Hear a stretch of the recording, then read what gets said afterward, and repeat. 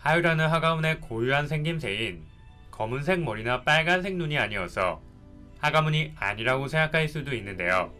작가님이 하가문 맞다고 말했습니다.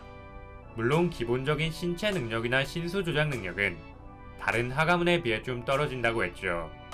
실제로 하유라는 일개 길잡이 중 한 명인 화령과도 스피드가 비슷한 굴욕적인 모습을 보여주기도 했는데요. 그럼에도 하유라가 중요한 이유는 작가님이 하유라의 기본 능력은 좀 딸리지만 부가적인 능력이나 스킬 같은 게 뛰어나서 하가문에서 좀 별종 같은 존재라고 말했기 때문입니다. 전 하유라의 아버지 떡밥이 중요해질 것 같은데요. 그는 자아자한테 저주받은 네이티브 원의 후손 같은 존재였습니다. 라크가 탑에 올라갈수록 네이티브 원으로서의 능력이 발휘되는 걸 보면 점점 네이티브 원의 봉인도 풀려간다는 걸 알 수 있었는데요.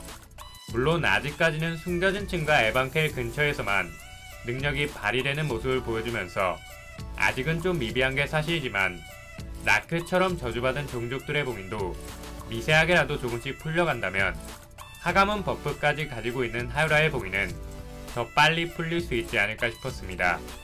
제가 하유라의 성장 가능성을 높게 평가하는 이유는 반은 하가문이면서 특수한 능력을 지니기도 했고 네이티브 원의 피까지 흐르기 때문인데요. 이것보다 더 중요한 건 작가님이 신의 탑의 여주인공이라고 말한 라엘한테 유일하게 버려지지 않은 캐릭터이기 때문입니다. 라엘은 여태까지 수많은 동료들을 희생시키면서 탑을 올라왔습니다. 라엘한테 당한 동료들만 해도 밤팀, 쿤팀 등 셀 수 없을 만큼 많은데요. 자기 팀원을 장기말로 생각하는 라엘이 유일하게 동료애를 느끼는 캐릭터라는 건 하유라의 비중도 중요하다는 걸 나타냈습니다. 무려 신의 탑의 여주인공이 챙겨주는 캐릭터니까요. 쿤이 다른 사람들한테는 싸가지 없더라도 밤한테만큼은 충신인 것처럼 하유라가 다른 사람들한테는 싸가지 없더라도 라엘한테만큼은 충신의 모습을 보여주는 건 마치 라엘과 하유라의 관계를 밤과 쿤의 관계와 유사하게 만들겠다는 작가님의 의도가 아닐까 싶었습니다. 실제로 쿤과 하유라 둘 다 10가문 출신이기도 했고 두 명 모두 비선별 인원에 특이한 매력에 홀린 사람들이라는 공통점이 존재했죠. 애초에 하늘에 있는 별을 보는 게 목표인 라엘과 진짜 별이 되고 싶다는 하유라 사이에는 자신이 이 세상의 중심에 서고 싶다는 공통의 목표가 존재했고요. 자기가 가지고 싶은 건 무슨 수를 써서라도 가진다는 소유욕이 강하다는 성향도 동일했습니다. 어쩌면 하유라 주변에 별이 떠다니는 것부터가 별을 좋아하는 라엘과의 관계를 염두에 두고 제작된 게 아닌가 싶었습니다. 그런데 어떤 분들은 311화에 나온 장면이 라엘이 하유라조차 배신할 거라는 통수 플레이가 아니냐고 말하는데요. 예전의 동료들과 하유라의 경우는 조금 다릅니다. 시험회층 동료들은 밤 주변에 몰려들면서 라엘의 질투심을 유발했고요. 쿤팀은 라엘 몰래 작전을 공모하는 게 들켜서 라엘의 통수를 유발했습니다.